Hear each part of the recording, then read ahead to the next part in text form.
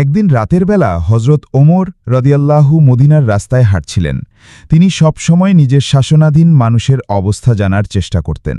হঠাৎ একটি ঘরের ভেতর থেকে শিশুর কান্নার শব্দ শুনতে পেলেন। তিনি দরজার কাছে গিয়ে ডাক দিলেন এবং জিজ্ঞাসা করলেন, এ শিশু কেন কাঁদছে?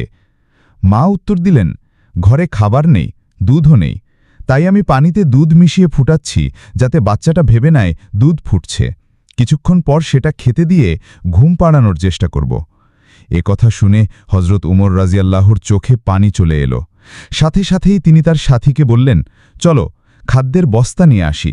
তিনি নিজ হাতে খাদ্যের বস্তা কাঁধে নিয়ে এলেন এবং সেই মহিলার বাড়িতে দিয়ে এলেন।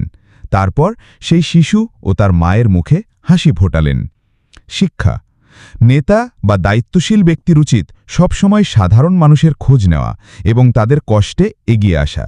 এটাই ইসলামের আসল শিক্ষা।